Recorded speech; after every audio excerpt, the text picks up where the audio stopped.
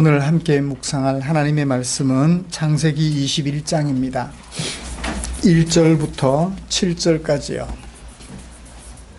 여호와께서 말씀하신 대로 사라를 돌보셨고 여호와께서 말씀하신 대로 사라에게 행하셨으므로 세상의 모든 존재들은 허세를 부리기를 좋아하는 것 같아요. 왜냐하면 자기 것이 없는데 자기 것인 것처럼 보여주어야 하니까 말입니다.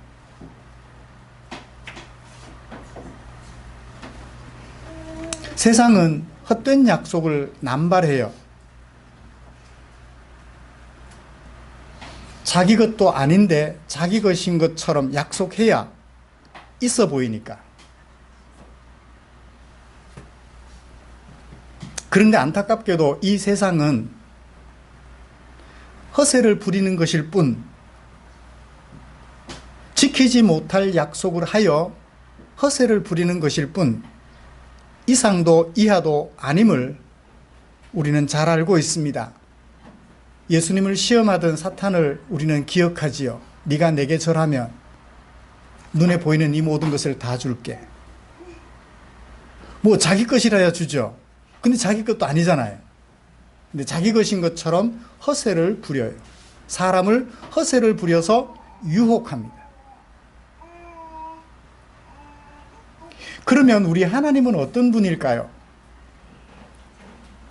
창세기 1장부터 지금까지 살펴본 바 하나님은 이 천지 우주 만물을 만드실 분일 뿐만 아니라 그 만드신 피조물들 중에서 자기 백성들을 불러내시고 그 자기 백성들에게 약속으로 자기 백성됨을 확인시켜 주셨죠. 말로 하는 약속을 믿지 못할까 봐 하나님께서는 아브라함에게 어떻게 하셨나요? 약속에 사용하였던 당시 문화를 활용하여 짐승을 쪼개시고 그 짐승 사이로 혼자 지나가심으로 약속을 끝까지 책임져 당신의 백성으로 부르신 사람들을 끝까지 책임지겠다고 하는 것을 보여주셨지요. 그러므로 이 세상의 모든 존재들은 믿을 수 없지만 우리 하나님은 약속을 통해서 당신의 백성으로 세워주셨음을 믿게 하시니 믿을 수 있다는 것을 우리는 잘 압니다. 그런 면에서 하나님을 믿으시나요? 네, 그렇습니다. 이제 이처럼 하나님의 하나님 되심을 인하여 마음속에 깊은 신뢰를 가지고 하나님의 언약을 받은 백성으로서 신실하게 살아가고자 힘쓰고 애쓰기로 다짐하는 우리를 위하여 하나님께서는 귀하고 소중한 말씀을 남겨주셨어요. 이렇게 살면 돼, 이렇게 살면 안 돼 라고 하는 하나님의 뜻을 우리에게 담아 소개해주고 있는 귀한 성경 말씀을 남겨주셨습니다. 오늘은 그 중에 창세기 21장 1절부터 7절까지 말씀을 가지고 언약 하나님 믿음 백성이라는 제목으로 하나님의 은혜를 나누려고 합니다. 먼저 본문이 어떻게 구성되어 있으며 어떤 내용을 담고 있는지 그 주제를 파악하고 설교 방향을 여러분들에게 제시한 후에 설교를 진행하도록 하겠습니다. 1절에 보시면 하나님께서 사라를 돌보셨다 라고 얘기를 하고 있습니다. 하나님께서 사라를 돌보신 것을 배경으로 삼아 사라가 임신하는 것으로 사건이 전개가 됩니다. 언제까지요? 출산할 때까지.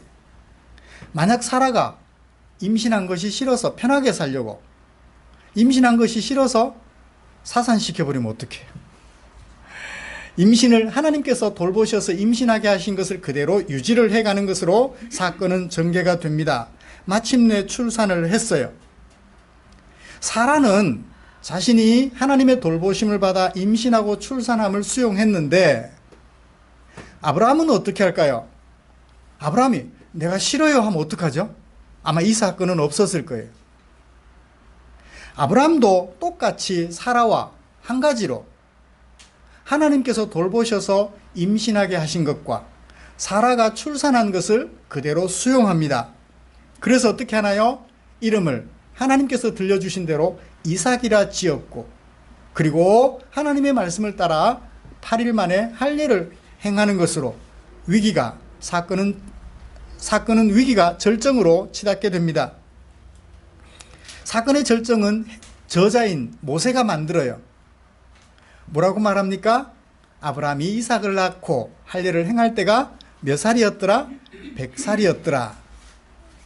사라는 90세였죠. 75세에 그 약속을 받고 25년이나 지났으니 믿음으로 아들을 받기가 쉽지 않았을 것입니다. 그런데 그 25년 동안 우여곡절을 거치면서 아브라함과 사라가 믿든 안 믿든 우여곡절을 거치면서 결국 믿음대로 이루어졌더라. 하나님이 약속하신 대로 이루어졌더라 하는 것으로 사건은 절정에 이르게 됩니다. 마침내 사건은 종료하게 되죠. 믿음으로 하나님의 돌보심을 받아 임신했던 사라. 믿음으로 어떤 반응을 보이나요? 내가 아들을 낳았어. 내가 아들을 낳았단 말이야. 라고 노래하면서 이 사건은 종료가 됩니다. 이런 말씀을 통해서 지키시고 돌보시는 하나님의 모습을 먼저 좀 살펴보려고 합니다. 그리고 이어서 지키시고 돌보시는 하나님께 아브라함과 사라가 차례대로 보여주는 반응, 그것을 살펴보면서 오늘 설교를 진행해 갈까 합니다. 먼저 지키시고 돌보시는 하나님의 모습을 같이 보죠.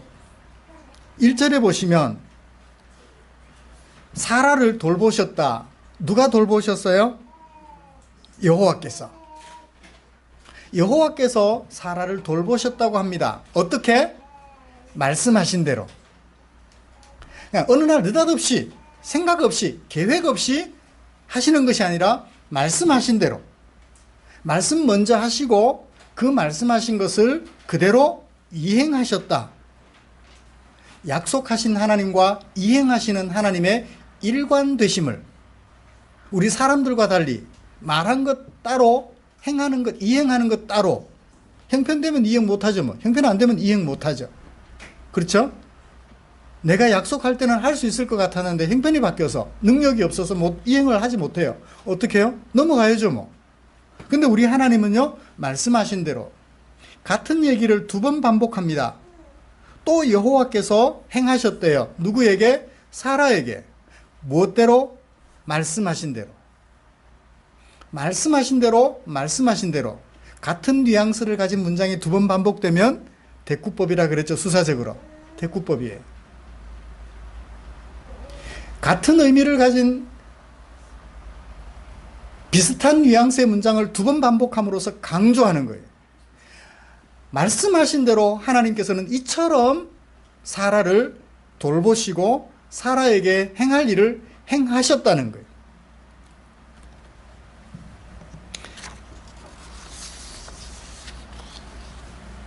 그런데 이 일을 행하시기 전에 무슨 일이 있었느냐 하면 이 행하신 일이 얼마나 가치가 있는 것인지를 더욱 분명하게 알 수 있어요. 20장입니다. 20장에서 아브라함이 네게브 땅, 그러니까 세겜 땅에서 남쪽 광야지대로 잠시 옮겨가요. 그곳에는 누가 살고 있었느냐 하면 그랄 사람들이 살고 있었어요. 그 그랄 사람들에 있어서 왕은 아비멜렉이라는 사람이었습니다. 아브라함이 남방 네게브, 남방이라고도 하고 네게브라고 해도 괜찮아요. 네게브 사막이라고 얘기를 하죠. 그 네게브 사막으로 옮겨가서 그랄 땅에 거하는데 아브라함이 뭐라고 말을 하느냐면 동네 사람들에게 자기 아내를 자기 누이라고 소개하며 살았어요. 그 이유는 이미 애굽에 내려갔을 때 아내를 누이라고 말했던 것과 비슷하지 않을까. 그래서 모세는 그 이유를 그랄 왕에게 또 이웃 사람들에게 자기 누이라고 말했던 아브라함의 행동에 대하여 2번 따로 설명하진 않습니다. 어떻든 자기 누이라고 소개하고 살았어요. 그랄 왕 아비멜렉이 권력 있고 재물이 있으니까 웬만한 여자들 보면 그냥 첩으로 드리고 아내로 드리고 그랬던 것 같아요. 아브라함이 누이라고 하니까 그 아내 사라를 어떻게 해요? 데려갔어요. 아브라함은 아내 사라를 지켜야 하나님의 언약이 이루어지는 것을 경험할 수 있잖아요. 사라를 보내버리면 하나님의 언약이 이루어지는 것을 경험할 수 없어요. 그래서 그 밤에 누가 등장하셔요? 하나님이 등장하셔요. 꿈으로. 아비멜렉에게 하나님이 등장하셔서 말씀하십니다. 네가 데려간 그 여인 때문에 네가 죽을 거야. 그는 남편이 있는 여자란다. 하나님께서 아비멜렉에게 꿈으로 현몽하셔서 그렇게 말씀해 주신 거예요. 아브라함의 아내 사라를 누가 지켜주셨죠? 남편은 못 지켜주는데 하나님이 지켜주신 거예요. 하나님이 왜 지켜주셨을까요? 하나님의 언약 때문에. 하나님이 아브라함과 사라에게 들려주셨던 그 약속 때문에, 당신께서 하신 그 약속을 지키시려고 하나님이 개입하신 거예요. 아브라함이 이뻐서 그랬을까요? 사라가 불쌍해서 그랬을까요? 아니에요. 언약을 무시하고 자기 마음대로 살아가는 아브라함과 사라임에도 불구하고 하나님은 당신을 위하여 그 사건에 개입하여 돌보시고 지켜주셨던 거예요. 여러분, 우리가 믿는 하나님은 이런 분이세요. 우리가 불쌍해서 우리에게 가까이 다가오시는 것이 아니라 당신의 약속을 지키시기 위해서, 내가 너를 지명하여 불렀다고 하시는 그 하나님의 약속을 지키시려고 우리에게 찾아오셔서 우리를 돌보시고 우리에게 필요한 일들을 행하시는 그런 하나님이세요. 그랬던 하나님이 이제 약속하신 때가 되었을 때 사라에게 찾아오시고 사라를 1절에서 어떻게 하셨다고요? 돌보셨다고요. 어떻게 돌보셨어요? 임신하도록 돌보셨다고 얘기를 합니다. 하나님이 어떻게 임신하도록 돌보셨을까요? 예수님을 낳은 동정녀 마리아에게 성령으로 잉태케 하신 것처럼 그렇게 하셨을까요? 모르겠어요. 그 방법은. 아브라함과 사라가 부부였는데 그동안에 임신을 못했어요. 근데 이후에 아브라함이 후처 그두라를 취하여 아이를 낳습니다. 그걸로 봐서 남성으로서 아브라함은 문제가 없었던 것 같아요. 그러므로 사라가 그동안 문제가 있어서, 여성으로서 임신하는 기능에 문제가 있어서 아기를 못 가졌었다면 하나님께서 두 부부 사이에 정상적인 부부 생활을 통하여 사라의 태를 여시고 임신하게 하신 것임을 알 수가 있겠죠. 동정녀 마리아와는 전혀 의미가 다르다는 것을 알 수가 있습니다. 요즘같이 인공수정으로 집게를 이용해가지고 그 정자를 채취해서 난자 속에 삽입해 넣어서 어떻게 거기까지는 제가 잘 모르겠습니다. 하나님께서 그렇게 하셨는지 안 하셨는지.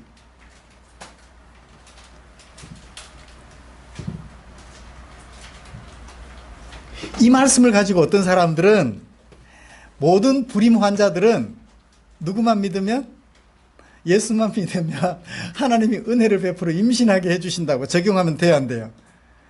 그렇게 하면 이 사건을 통하여 하나님께서 나타내고자 하시는 의도가 사라져버려요. 성경에 없는 얘기는 아닌데, 성경에 있는 얘기이면 분명하지만 저자가 말하고자 하는 의도는 사라져버리고 말아요. 그래요. 하나님께서는 당신의 약속을 지키시기 위하여 때가 되매 두 부부를 지켜주시다가 때가 되매 임신하게 하셨던 것입니다. 우리를 부르신 하나님께서는 그 부르심에 후회가 없으셔요. 그가 비록 하나님의 언약을 깨트릴 만한 위험한 일을 할지라도 하나님께서는 당신의 언약 때문에, 당신의 명예를 위하여 그 상황 속에서도 돌보시는 거예요. 여리고성 정복에 성공한 이스라엘 백성들, 아이성 전투를 시작합니다. 하나님께서 그 아이성 전투에 임하는 이스라엘 백성들에게 패전을 경험하게 하셔요. 36명의 이스라엘 사람들이 죽습니다. 왜요? 왜 하나님께서는 그렇게 내버려 두셨을까요? 그것도 돌보시는 거예요. 만약 아이성 전투에 승리를 하게 되면 여리고성 전투에서 잘못한 것이 덮이게 되고, 여리고성에서 잘못한 것이 덮이게 되면 가나안 땅 정복 전쟁이 고작 전리품 얻는 전쟁, 남이 차지하고 있는 땅 빼앗는 전쟁밖에 안 돼요. 그래서 하나님의 명예를 지키기 위해서 죄악을 징벌하고 하나님의 의를 이루는 전쟁임을 하나님은 분명히 밝히기 위해서 자기 백성들이 36명이나 죽는 것을 내버려 두셔요. 하나님께서 돌보신 결과인가요? 방치한 결과인가요? 돌보신 결과예요. 내 몸에 손상이 있더라도 그것은 하나님의 약속을 위하여 돌보신 결과예요. 하나님은 이처럼 당신의 언약을 위하여 때로는 힘들게도 하시고 때로는 아름답게도 하셔서 여러 가지 모양으로 돌보고 계시는 분이심을 우리는 이 사건을 통해서 분명하게 알 수 있습니다. 세상에 그 어떤 신에 가깝다 하는 존재들도 자기 것으로 부를 수 없고 자기 것을 주겠다고 약속할 수 없어요. 약속해도 줄 수도 없습니다. 왜요? 자기 것이 아니기 때문에. 그리고 부르신 우리를 지키기 위하신 것이라면 하나님은 그 어떤 경우에도 돌보셔요. 아까 말했던 것처럼 좋은 쪽으로, 그랄 왕에게서 사라를 지켜주시는 쪽으로도 돌보시지만 아이성 전투에 패전하여 36명의 목숨을 앗아가는 그런 어려움 속에 처하더라도 그렇게 해서라도 그들을 돌보고 바로잡아 가시는 하나님이셨던 것입니다. 그래서 우리는 이런 하나님을 어떤 하나님이라고 말을 할까요? 언약의 하나님이라고. 당신께서 부르신 그 백성들을 끝까지 지켜가시는 언약의 하나님. 자기 백성들이 설령 그 언약을 지켜내지 못하더라도, 그 언약에 온전히 반응하지 못하더라도 당신의 명성을 위하여, 당신의 명예를 위하여 자기 백성들을 끝까지 돌보시는 어떤 하나님? 언약의 하나님.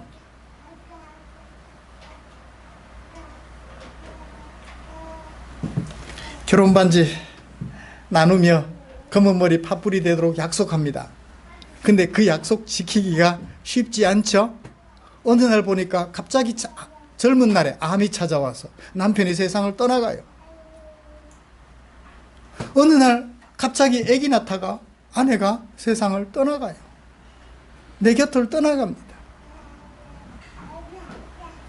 어느 날 보니까 폭력을 행사하여 도저히 같이 살 수가 없어요. 그래서 헤어지기도 합니다. 사람은 이처럼 약속 지키기가 쉽지 않아요. 약속 지키기가 쉽지 않습니다. 왜요? 어느 것 하나 내 것이 아니기 때문에 그래요. 그런데 우리 하나님은, 우리를 부르신 하나님은 언약을 통하여 끝까지 책임지시고 끝까지 돌보시겠다고 약속해 주신 하나님이세요. 그리고 그것에 대하여 끝까지 책임져 주시는 하나님이셨던 것입니다. 우리가 믿는 하나님, 그 하나님을 알면 알수록 우리는 그 사랑에 매료가 돼요. 유건사님, 그렇죠? 남편 석집사님에 대해서 알아가면 알아갈수록, 살아가면 살아갈수록 그 사랑에 매료가 돼가요. 그죠? 그러면 얼마나 좋을까요? 근데 그럴 수 있어요. 진짜 그럴 수 있어요. 처음에는 눈에 콩깍지가 씌어서 외모나 조건 때문에 마음을 빼앗겼을지 모를지라도 세월이 지나가면서 그 사람이 내뿜는 인간적 진미에 푹 빠져서 거기서 헤어나오지 못하고 죽음이 갈라놓을 때쯤, 여보 당신 곁에 내 자리를 만들어줘서 고마워요 라고 인사하며 헤어질 수 있는, 정말 당신 때문에 행복했습니다 라고 말하며 갈라놓는 죽음을 맞이할 수 있는 그런 지경에 이르게 될 것이라고 믿어 의심치 않습니다. 이 자리에 앉아 계시는 우리 부부되는 사랑하는 성도님들께서는 그런 사랑을 앞으로도 지속적으로 만들어 가셨으면 하는 마음 간절해요. 제가 아는 어떤 분 50대에 거의 7년, 10여 년 세월 동안 50대를 너무 허망하게 보냈어요. 늦게 아내가 병이 생겼는데 그 병 생긴 것에 대하여 우연히 병원에 들러보기를 강권했고 그것 때문에 10여 년 동안 소원했던 부부관계가 회복이 되어서 80세가 되도록 정말 행복하게 살아가는 그 모습을 지켜봐요. 힘들었던 과거를 되뇌이면서 그때 당신 많이 힘들었지, 미안하다라고 말을 하면서 앞으로의 세월을 더 아름답게 만들어가는 부부를 봅니다. 하나님의 백성들이에요. 언약의 하나님을 제대로 바라본 결과 그 모양이 생겨난 것이 아닐까라고 생각해 봅니다. 우리가 믿고 따르는 이 하나님에 대하여 아브라함과 사라에게 보여주시는 그 하나님, 내게도 똑같이 보여주실 줄 믿습니다. 이 하나님을 바라보고 살아가는 저와 여러분들이 되었으면 좋겠습니다. 자, 이제 이런 하나님을 누가 만났어요? 아브라함과 사라가 만났습니다. 아브라함과 사라가 이 하나님께 대하여 어떤 반응을 보이는지 우리 함께 살펴봅시다. 그리고 그 보이는 반응을 우리가 무엇이라고 정의할 수 있는지 생각하면서 오늘 설교를 마무리하겠습니다. 하나님께서 사라를 돌보셨을 때 사라가 먼저 보인 반응을 볼까요? 사라는 어떻게 했죠? 하나님께서 돌보셔서 뭐하게 하셨나요? 임신하게 하셨어요. 임신하게 하신 하나님을 수용합니다. 태중에 몇 달 동안? 10달 동안. 여러분, 이때 사라가 99세 할머니세요. 90세 할머니세요. 물론 89세일까요? 89세겠죠? 89세 초반인지 아니면 90세 후반인지, 비슷한 것 같아요. 88세 후반인지 89세 초반인지 그 정도 될 겁니다. 할머니세요. 젊어도 태중에 아기를 가지고 10달 동안 지내는 것이 쉽지 않아요. 노년의 할머니가 얼마나 힘들까요? 아이고 허리야. 앉았다가 일어설 때 젊은 친구들도 임신하면 일어날 때 참 힘들어해요. 그런데요, 할머니는 얼마나 힘들어할까요? 아마 몇 번은 시도해야 앉은 자리에서 일어날 수 있지 않을까라고 생각이 듭니다.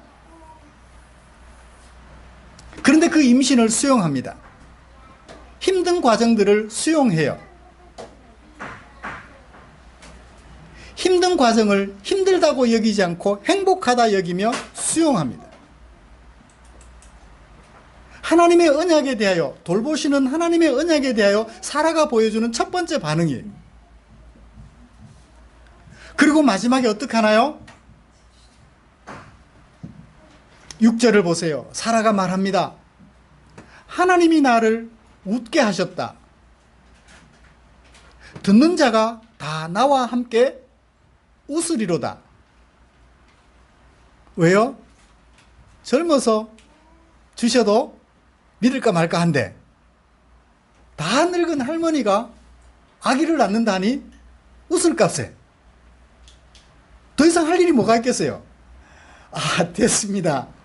오죽하면 후처를 들여놓았을까요? 자기 몸종을 후처로 들여서 아들을 얻어 하나님의 언약을 이루어 드리려 했을까요? 오죽하면. 웃기는 일이잖아요. 나만 웃는 것이 아니라 내 얘기를 듣는 모든 사람들이 다 웃을 만한 일이었다. 그런데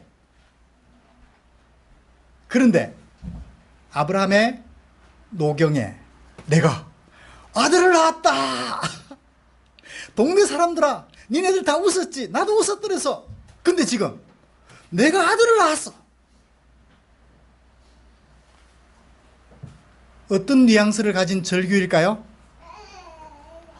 언약의 하나님에 대하여 믿음이 몇 퍼센트? 100% 실린 절규에 동네 사람들아, 니네들 다 웃었지. 나도 웃었더랬어. 근데 지금 내가 아들을 낳았단 말이야. 돌보시는 하나님께 대하여 믿음으로 절규하고 있어요. 숨어가지고 부끄럽게 내가 아들을 낳아서 그랬을까요? 아마 기뻐 뛰며 동네 나가서 젊은 여성들 보기에 부끄러운 마음도 감추고 내가 아들을 낳았어.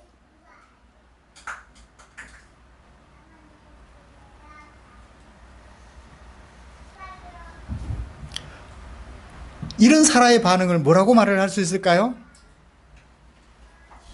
하나님의 은혜를 경험하고 나서 하나님에 대한 믿음이 생겨 반응을 보이는 것이죠.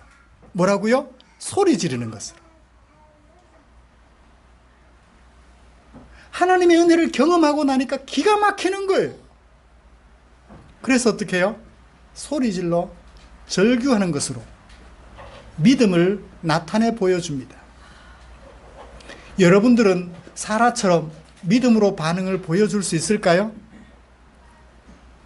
내게 다가와서 이렇게 돌보시는 하나님께 믿음으로 하나님이 나를 돌보셨어요.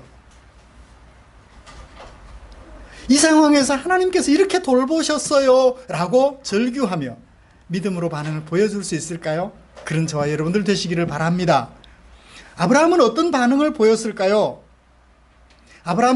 사라가 아브라함의 아들을 낳았을 때 아브라함이 뭐라고 하나요? 3절 아들의 이름을 뭐라고 지었다고요? 이삭이라 지었대요. 여러분, 이삭이라고 하는 이름이 가지고 있는 뜻 아세요? 웃음이라는 뜻이에요. 어떻게 그 웃음이라는 이름을 붙였죠? 하나님께서 명령하기도 하셨지만 하나님께서 명령하신 이유가 있어요. 그렇게 이름 지으라고. 99세 때, 사라 89세 때 하나님이 찾아오셔서 내년 이맘때 아들을 낳을 거야. 이름을 이삭이라 하라. 문 뒤에서, 부엌문 뒤쪽에서 듣고 있던 사라가 웃었어요. 피식. 어떻게 하나님이 저러실 수 있지? 상식도 없으신가? 피식 웃었어요. 그 웃었던 것 때문에 이삭이라고 이름, 웃음이라는 뜻을 가진 히브리어 이삭이라고 이름 지으라고 하셨던 거예요. 아들 이삭의 이름을 부르면서 이삭아 부를 때마다 무슨 생각할까요? 그때 내가 웃었지. 이삭아 웃음아. 10년 부르고 이름 개명했을까요? 평생 아브라함과 사라가 죽는 그날까지 이삭이라고 이름 부르며 하나님의 약속에 대하여 어떤 반응을 보였다고요? 피식 웃는 반신반의의 반응을 보였던 자기를 돌아보며 회개하는 걸까요? 뭘까요? 회개하겠죠. 그때 내가 그랬었지. 이삭아 하루 10번 부르면 10번 부른 만큼 회개하는 거예요. 하나님의 언약의 하나님을 실제로 경험하고 나니까 날마다 자신을 돌아보며 회개하는 거예요. 이삭의 이름을 부를 때마다 회개하는 거예요. 이삭아, 내가 그때 웃었지. 이삭아, 내가 그때 웃었지. 하나님 죄송합니다. 날마다 자기를 돌아보며 뉘우치는 거예요. 그런 만큼 또 뭐가 더 강조될까요? 하나님께 대한 믿음이 새로워지겠죠. 그때 내가 웃었지. 그런데 하나님이 그렇게 하셨지. 자기를 돌아보는 만큼 하나님께 대한 믿음도 새로워지는 거죠. 이삭의 이름을 1000번, 10,000번 불렀다면 1000번, 10,000번 회개하고 1000번, 10,000번 자기 믿음을 확인하는 기회로 삼았을 것입니다. 그 다음에 어떻게 했어요? 4절 그가 행했대요. 무엇을 행했어요? 할례를 행했대요. 누구에게? 이삭에게. 뭐대로? 하나님이 명령하신 대로. 창세기 17장 10절에 하나님께서 약속해 주시면서 아들을 낳을 텐데 난지 8일 만에 할례를 행해라. 너는 물론이거니와 그 집에 난 모든 자들은 다 할례를 행해라 라고 명령을 하셨더랬어요. 하나님의 명령을 따라서 가볍게 넘어갈 부사구가 아닙니다. 자기 마음대로 한 것이 아니라 하나님의 명령대로 할례를 행했다고 합니다. 이것은 무슨 표시인가요? 하나님 앞에서 자기가 어떤 존재인지를 확인시켜주는 작업이에요. 하나님은 명령하시는 분, 말씀하시는 분, 나는 그 말씀하시는 하나님의 명령을 따라 순종하는 존재. 지금까지 살펴본 바 뭐라고 정의할 수 있나요? 나는 하나님의 형상, 하나님은 나의 하나님, 나는 그분의 형상이라고 고백하는 것이죠.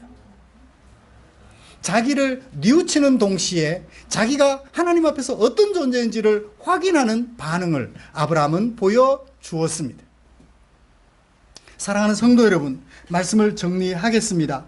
아브라함과 사라가 보여주는 반응은 하나님께 대한 믿음의 반응이었습니다. 그래서 오늘 제목처럼 하나님은 언약의 하나님, 그의 백성은 믿음의 백성. 하나님은 언약으로 당신의 백성됨을 끝까지 책임져 주시고, 그의 백성들은, 부르심을 받은 백성들은 믿음으로 반응을 보이는 거예요. 어떻게 반응을 보여요? 당신은 나의 하나님, 나는 당신의 백성, 당신이 명하신 대로 하는 존재입니다. 그렇게 못할 때마다 이사가 이름 부르면서 자신의 과거를, 믿지 못했던 과거를 되돌아보고 하나님께 대한 믿음을 더욱 새롭게 해가는 아브라함과 사라의 삶이 이제 비로소 시작되고 있는 것을 보았습니다.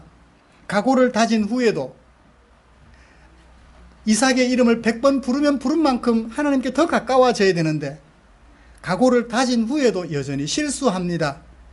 그러나 할례를 행하며 다지는 오늘의 각오, 아마 아브라함과 사라 부부를 새로운 사람으로 살게 하는 출발점이 되지 않았을까라고 생각해 봅니다. 성도 여러분, 우리도 이 놀라우신 하나님의 부르심을 인정하십니까? 그리고 그 부르심 받은 그 사실을 인생 최고의 행복으로 여기시나요? 여보, 당신 만난 게 내가 인생 최고의 행복을 건진 거야.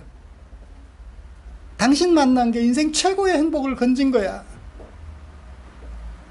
라고 말하는 것처럼 하나님의 부르심 받은 것, 이 사실을 알게 된 것, 인생 최고의 행복으로 여기시나요? 그렇다면 우리도 아브라함처럼 하나님의 형상임을 기억합시다. 결단코 한순간도 하나님이 되려 하지 마십시다. 하나님이 말씀하시는 대로 살아가려고 힘쓰는 저와 여러분들 되시기를 기대합니다. 기도하겠습니다. 좋으신 하나님 감사합니다. 하나님께서 말씀을 통하여 우리에게 보여주신 귀한 은혜를 우리 마음속에 옮겨 담아 봅니다. 아브라함과 사라처럼 내 자신을 돌아보아 하나님 앞에 믿음 없었음을 회개하고 믿음을 날마다 새롭게 하면서 하나님은 나의 하나님, 나는 그분의 백성으로서 날마다 서가는 당신의 종들 되게 하여 주시옵소서. 예수님의 이름으로 기도드리옵나이다. 아멘.